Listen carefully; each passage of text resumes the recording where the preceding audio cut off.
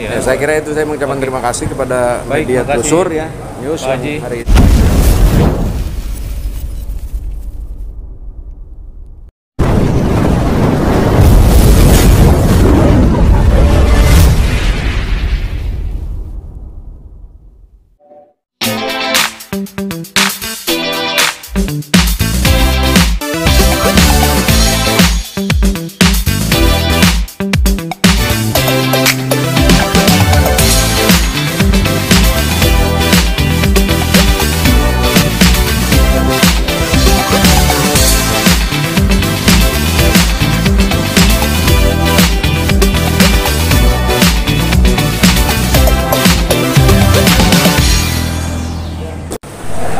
Oke, selamat pagi sahabat jaringan Telusur.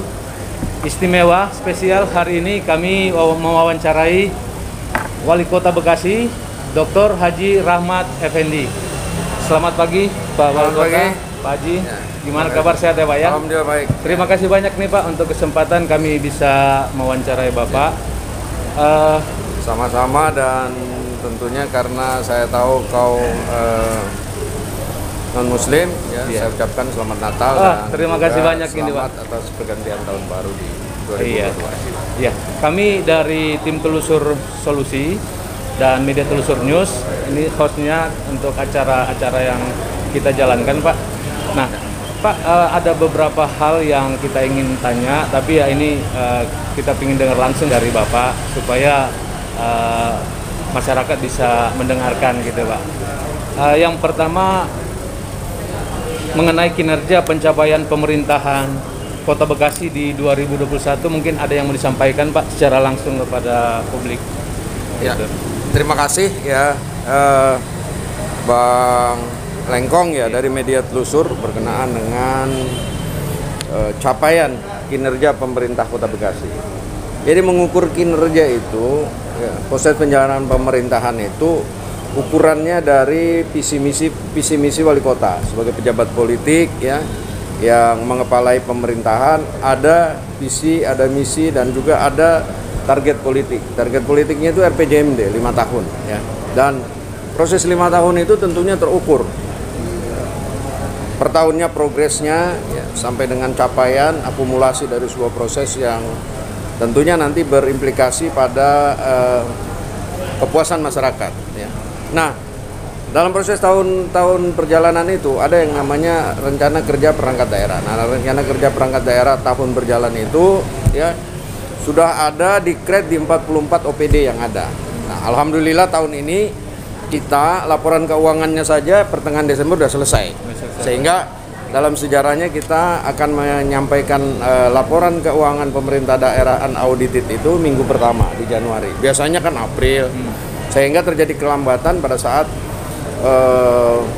LHP-nya, laporan hasil pemeriksaan BPK itu, sehingga lambat di perubahan. Mudah-mudahan ini menjadi komitmen bersama dalam proses pengelolaan keuangan.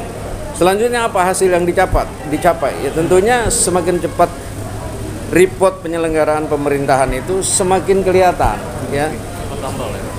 Ya.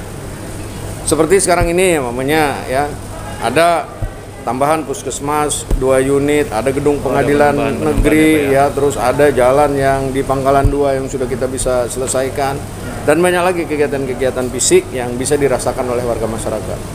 Sempurna tidak ya, maksimal masih harus terus ditingkatkan ya. Nah, itulah sebuah proses hubungan kerja yang terus dibangun di lingkungan pemerintah Kota Bekasi. Oke. Terima kasih Pak Wali Kota. Mungkin Mbak Diki? Mungkin Pak, proyeksi di tahun 2022 Pak? 2022 kan sudah disahkan ya, tinggal sekarang ini para kepala OPD yang ditugaskan sebagai pengguna barang untuk mempercepat proses ya.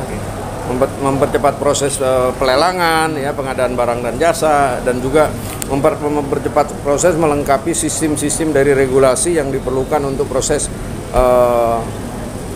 pembangunan ya, tentunya pendidikan, infrastruktur, dan kesehatan. Tadi karena memang kita write off-nya tepat waktu, APBD-nya juga tepat waktu, sehingga sekarang nih posisinya betul-betul dalam posisi on the track. Pak, terkait target pemulihan ekonomi daerah pasca pandemi COVID-19 kan selama ini udah dinilai berhasil nih Pak. Ya. Itu seperti apa Pak? Nah, proses pemulihan ekonomi ini sekarang ini kan memang masih jalan di tempat. Kisarannya 3, di bawah 4 lah masih ya laju pertumbuhan ekonomi ini. Tetapi IPM kita sudah sangat tinggi. IPM kita kemarin kayak dapat dari data BPS ya, Badan Statistik itu 81,7. Jadi kita nomor 2 di Jawa Barat, kalah 00, sama Kota Bandung. Ya. Artinya pada saat IPM tinggi itu berarti kan semua daya beli, semua ya proses sosial satu dan lain hal mengalami. Ada satu hal yang mengejutkan Pak, ini di tahun 2021 pemerintahan kota mendapat 32 penghargaan, 22 diantaranya nasional. Tanggapan Bapak Pak terkait pencapaian ini? Tadi proses ya keberhasilan itu ditentukan oleh cara berpikir ya, perubahan mindset ya, di grounded oleh sebuah hubungan kerja yang baik ya, sehingga capaian-capaian itu terukur. Saat terukur kita harus bersaing dengan 540 kabupaten kota. Tadi ada yang nasional, ada yang regional, ada yang lokal lah, lokal kecil lah ya, regional. Artinya Kota Bekasi betul-betul diperhitungkan ya. Nah, dari aspek-aspek pelayanan seperti ombudsman ya, besok katanya kita mau diberikan ini ya. Suatu penghargaan. Memang tidak sempurna, sepanjang proses peradaban manusia masih berjalan nggak ada yang sempurna, tapi terus kita perbaiki. Ya. Terakhir Pak, mengenai pengamanan Nataru 2021 Natal dan 2022. Ya, kita mengucapkan terima kasih kepada seluruh warga masyarakat Kota Bekasi ya.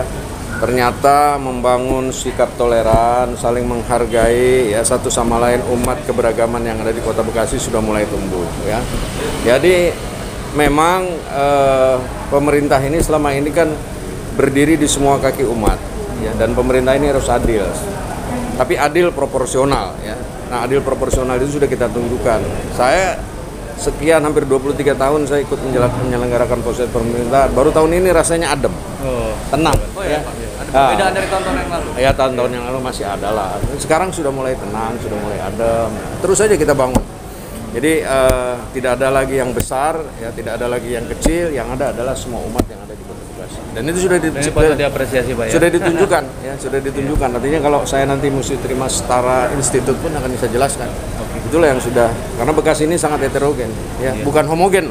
Salatiga homogen, Pontianak homogen. Kita tuh heterogen. Heterogen malah lebih ini ya. Saya kira itu, saya mengucapkan terima kasih kepada media Telusur ya, News yang hari ini sudah. Kami bangga punya Pak Wali Kota seperti itu. Amin, amin. Iya, Tuhan memberkati, amin. Oke, Pak, menutup kami ada penghargaan yang kami berikan. Terima kasih.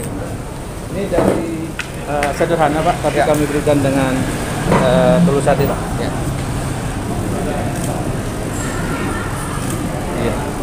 Menurut terima Pak, terima kasih banyak.